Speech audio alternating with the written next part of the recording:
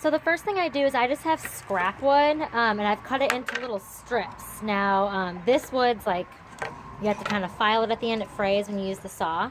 So the first step really is just to cut your pieces of wood. You can cut them in whatever sizes you want. I think different sizes look best. So you can keep them square, you can maybe cut off a little of the corners. Over here on a couple of these that I've already painted, try to make it a little angled, a little shorter. So again, just up to you, but more variety makes it look better. So as you can see here, I have already painted several. So I did like kind of a sky blue, a green, maybe yellow, turquoise, pink. So yeah, so just get yourself some scrap wood and get to painting. So it's a nice evening out here. I brought my paints out, my brushes, and I'm just kind of, having a little drink, getting some paint. So again, I'm doing 2 coats. Do the first coat, let it dry about 10 minutes, do a second coat, just so I can get that really bright color.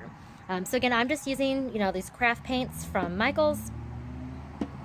So just try to get some tropical colors and such, and get to it.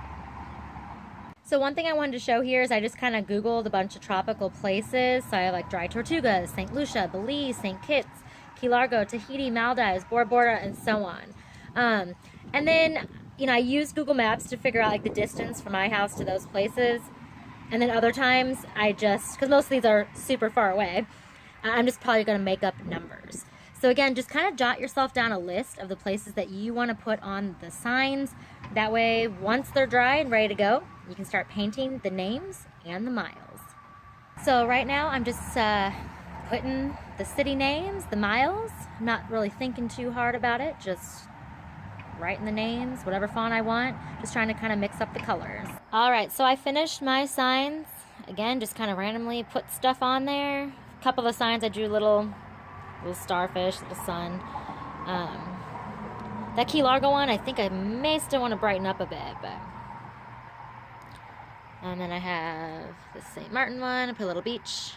And then Tahiti, I just kind of kept it plain. So letting these dry, and I'll move on to my next step later. All right, so now all my signs have dried overnight and everything. You can see them. I put them on a board in the backyard, and I'm gonna go ahead and give them a spray with this Krylon UV resistant clear acrylic coating. And I have both matte and gloss. Really, there's no difference, at least on these signs. This will just protect against the sun, a little bit of water, stuff like that. So I'm gonna give them a nice thick coat of this.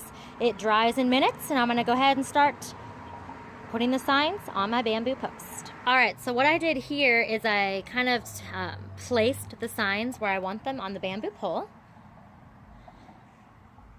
So I think this is pretty much the order. Again, I'm gonna kind of, twist them and turn them and stuff.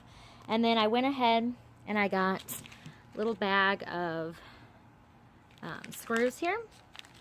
So I'm gonna go ahead and use my drill and get these screwed into the post. All right, so I put the rhubarb in, post is up, and the light is shining on it. So I'll take some more pictures tomorrow morning when it's a little lighter out so you can actually see. So again, I just kind of screwed those into my bamboo post, leaned it up here against my fence. All right, so here's the sign in the daytime. It's nice and finished. So just giving you a quick little overview. Key Largo, Belize. So it turned out really cute.